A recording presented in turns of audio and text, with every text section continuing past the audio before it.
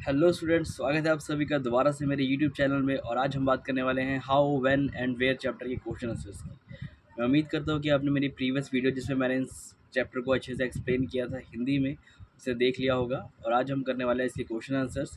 तो चलिए वीडियो को टाइम बर्बाद ना करते हुए स्टार्ट करते हैं। ओके, सो फर्स्ट क्वेश्चन हमारा आता है true false. Okay, so first true false है आपका कि James Mill divided Indian history into 3 periods, Hindu, Muslim and Christian. So क्या ये सही है? क्या जेम्स मिल ने इंडियन हिस्ट्री को 3 पीरियड में बांटा था? यस, ऑब्वियस सी बात सही है कि 3 पीरियड में बांटा था, बट कौन कौन सी? हिंदू, मुस्लिम और ब्रिटिश में, ना कि हिंदू, मुस्लिम और क्रिश्चियन में। सो ये क्वेश्चन हमारा गलत होता है, फॉल्स। नेक्स्ट हमारा का आता है कि official documents help us understand what the people of the country think. तो क्या ऑफिशियल डॉक्यूमेंट्स हमारे ये बताते हैं कि उस टाइम के लोगों ने क्या फील किया था? तो ये भी फॉल्स है। ऑफिशियल डॉक्यूमेंट्स हमें ये बताते हैं कि उस टाइम कौन से स्पेसिफिक इवेंट हुए थे और वो इवेंट कौन से स्पेसिफिक टाइम पर हुए थे। ओके, नेक्स्ट आपका टॉपिक आता है, मीन्स क्वेश्चन आता है कि the British thought surveys were important for effective administration. तो क्या ब्रिटिश ये मानते थे कि अगर हम ज़्यादा सर्वे करेंगे, ज़्यादा लोगों के बारे में जानेंगे, ज़्यादा अपने देश के बारे में जानेंगे, तो उससे हम इफेक्टिव एडमिनिस्ट्रेशन कर पाएंगे? सो ये ट्रू था। उनका मानना यही था कि ज़्यादातर सर्वे करने से हम अच्छी खासा एडमिनिस्ट्रेशन कर पाएंगे। नेक्स्ट क्वेश्चन वगैरह हम आए तो लिखा हुआ है कि what is the problem with the periodisations of Indian history that James Mill offer. तो ऐसी क्या प्रॉब्लम थी जो जेम्स मिल ने फेस की थी जब इंडियन हिस्ट्री बनी थी? ओके, मतलब जेम्स मिल के द्वारा पीरियोडाइजेशन करने पर इंडियन हिस्ट्री में क्या क्या इफेक्ट डाले, क्या क्या प्रॉब्लम आई, वो देखते हैं। So James Mill divided Indian history into 3 period, Hindu, Muslim and British, and the periodisation has its own problem, and it is difficult to refer to any period of history as Hindu or Muslim because a variety of faith existed. Similarly, in these periods, it is not just justified to characterize an age through the religion of the ruler of the time. Normally क्या देखिए, अब James मिल ने जो हमारी history बांटी है वो 3 period में बांटी है, ये हम पढ़ चुके हैं, हिंदू, मुस्लिम और ब्रिटिश में। बट क्योंकि ये सिर्फ 3 पीरियड्स में बटी हुई है, तो ये स्पेसिफिक थोड़ी है कि अगर हम हिंदू पीरियड की बात करें कि हिंदूज़ के पीरियड में क्या हुआ था, तो उस टाइम पर सिर्फ हिंदूज़ ही हुआ करते थे, या फिर सिर्फ हिंदूज़ ने ही सारे इफेक्टिव काम किए थे। उस टाइम और भी बहुत सारे लोग थे जिसने और भी बहुत सारे काम, अच्छे अच्छे इवेंट्स किए थे, बस स्पेसिफिक जगह पर नहीं किए थे। अलग अलग जगह पर उस टाइम अलग अलग लोगों का राज हुआ करता था। अगर हम फिर भी बात करें कि नहीं, ज़्यादातर अगर इंडिया की बात करें तो इंडिया में मैक्सिमम एरियाज़ किसी एक पर्टिकुलर हिंदूज़ रिलीजन ने कवर किया था, ये पर्टिकुलर मुस्लिम्स ने कवर किया था।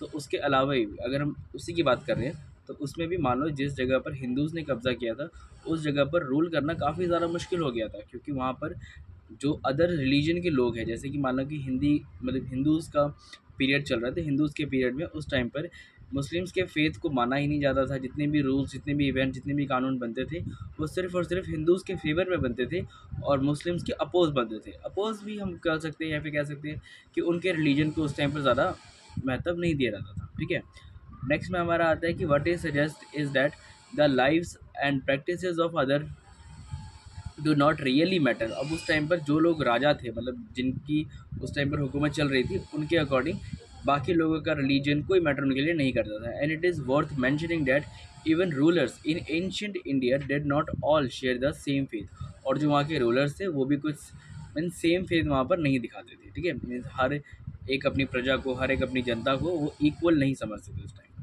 नेक्स्ट में पढ़ते हैं। सो थर्ड क्वेश्चन में हमारे आते हैं कि why did the British preserve official documents. कि जितने भी ब्रिटिशर्स थे वो ऑफिशियल डॉक्यूमेंट्स को प्रिजर्व क्यों किया रखा करते थे, मीन्स क्यों करते थे? तो हमारा फर्स्ट आंसर आता है इसका कि एनी इन्फॉर्मेशन और proof of any decisions can be read and use for from the preserve documents. की जितनी भी इन्फॉर्मेशन या फिर जितने भी प्रूफ, जितने भी डिसीजंस थे वो सब हम आगे जाके यूज़ कर सके, हम उसको रीड कर सके, इसलिए उनको प्रिजर्व किया जाता था। नेक्स्ट में आपका आता है the preserve documents reveal the progress made by country in the past. कि नॉर्मली पास्ट से अभी तक कितनी डेवलपमेंट हुई है इसकी इन्फॉर्मेशन भी हमें वो डॉक्यूमेंट्स देते हैं, हमें बताते हैं कि हमारी हिस्ट्री में हम इस कैटेगरी में थे और अभी के टाइम पर हम इतनी ग्रोथ कर चुके हैं।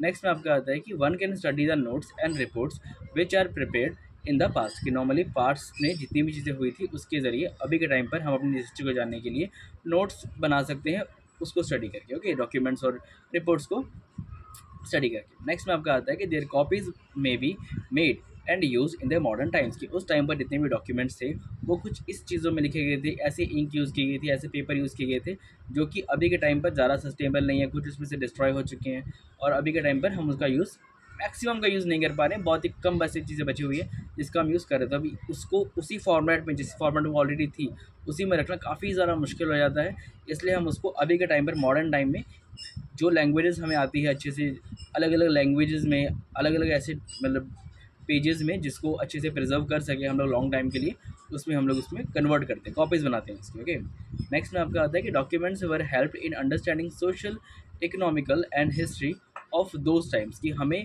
ये चीज़ें जानने में हेल्प करती है कि उस टाइम की सोशल इकोनॉमिक क्या वर्क करती थी, कैसे लोगों की आपस में अंडरस्टैंडिंग थी, सोशल अंडरस्टैंडिंग क्या हुआ करती थी, इकोनॉमिकल कंडीशंस क्या क्या थी और उस टाइम की नॉर्मली हिस्ट्री क्या थी, वो हमें अभी के टाइम पर पता चलती है। ओके, नेक्स्ट क्वेश्चन में हमारा आता है, सो फोर्थ क्वेश्चन है कि how will the information historians get from old newspaper be different from the found in police reports, कि नॉर्मली प्रीवियस जो हमें पुराने ज़माने की न्यूज़पेपर मिलती है उस न्यूज़पेपर से हम पुलिस रिपोर्ट्स को, उसी ज़माने की पुलिस रिपोर्ट्स को ज़्यादा अहमियत क्यों देते हैं।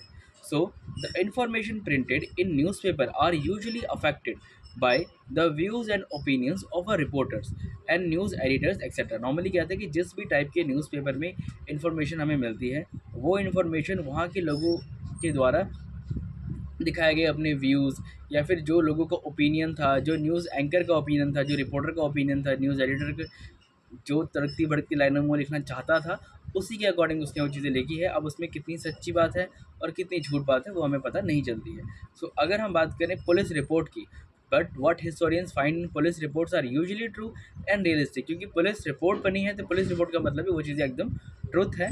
तो अगर हमें ट्रुथ जानना हो तो हम न्यू पुलिस रिपोर्ट का सहारा लेते हैं, और अगर हमें उस समय के लोगों की ओपिनियन जानना हो कि उन लोगों का थॉट ऑफ माइंड क्या था, वो क्या समझते थे इस बात से, इस इवेंट से उनका क्या रिएक्शन था, तो हम उसके बारे में न्यूज़पेपर में पढ़ते हैं। Okay, historian newspaper. नेक्स्ट में आपका क्वेश्चन आता है कि can you think of an example of service in your world today and think about how toys companies gate information about what young people enjoy and playing with, or how the government finds out about the number of young people in school, what can a historian derive from such service, की normally अगर अभी के time की हम लोग बात करें तो अभी के टाइम पर जितने भी टॉयज़ कंपनीज़ है, आप अज्यूम करो कि उस टॉयज़ कंपनी को कैसे पता चलता है कि अभी का जो यूथ है उस यूथ को किस टाइप के खिलौने, किस टाइप के गेम्स खेलना ज़्यादा पसंद है, कौन सी चीज़ें उनको ज़्यादा इन्जॉयबल लगती है। और अभी के टाइम पर अगर गवर्नमेंट है, गवर्नमेंट को कैसे पता चलेगा कि हमारे अभी के देश में कितने बच्चे ऐसे हैं जो कि प्राइमरी स्कूल में पढ़ रहे हैं, कितने बच्चे ऐसे हैं जो कि 18 साल से नीचे हैं और अभी स्टडी कर रहे हैं, कितने बच्चे जो स्टडी नहीं कर रहे हैं, कुछ ऐसी चीज़ें। अभी के टाइम पर इन सबको सर्वे पहले भी होता था और सर्वे अभी भी होता है। इन सब चीज़ों की सर्वेज आज के टाइम पर कैसे की जाती है वो हमें आंसर देना है। Okay, so surveys are done by the government and private companies.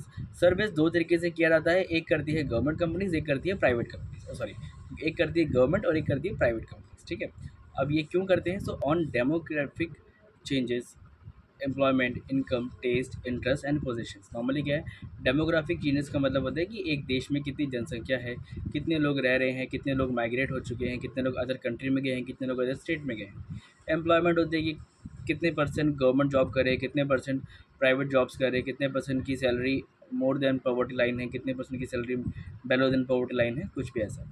And then income कितनी है, टेस्ट लोगों का क्या है, क्या इंटरेस्ट है लोगों का, कितने लोग क्या क्या चीज़ें ओन करते हैं, ये सब चीज़ें हम लोग सर्वे के द्वारा पता करते हैं। नेक्स्ट में हमारा आता है कि मैन्युअली और with use of technology.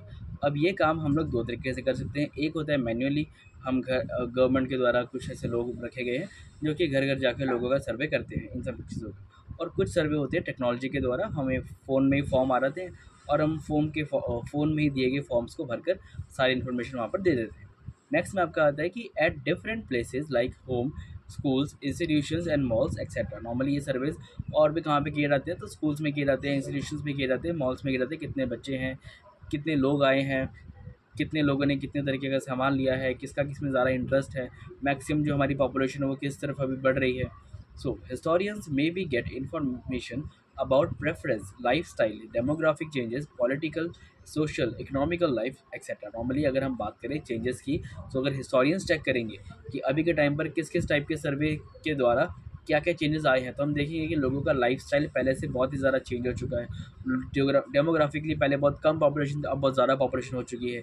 Politically अगर देखा जाए तो पहले इस टाइप की पॉलिटिशियंस, इस टाइप का पॉलिटिकल स्ट्रक्चर हमारे इंडिया का कुछ नहीं था, बट अभी ये हो चुका है। सोशली लोग पहले काफ़ी इनएक्टिव थे, अभी काफ़ी ज़्यादा लोग सोशली एक्टिव हो चुके हैं।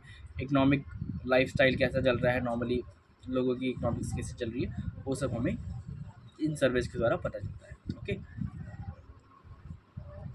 सो अभी के लिए ये सारे क्वेश्चन ख़त्म होते हैं। मैं आपसे उम्मीद करता हूँ कि आपको ये वीडियो पसंद आई होगी। अगर पसंद आई है तो इस वीडियो को लाइक, शेयर और सब्सक्राइब करें, और बेल आइकन को ज़रूर प्रेस करें ताकि मेरी न्यू लेटेस्ट वीडियोस आपको मिलती रहें। और उम्मीद करूँगा कि आपको ये वीडियो अच्छी लगी है।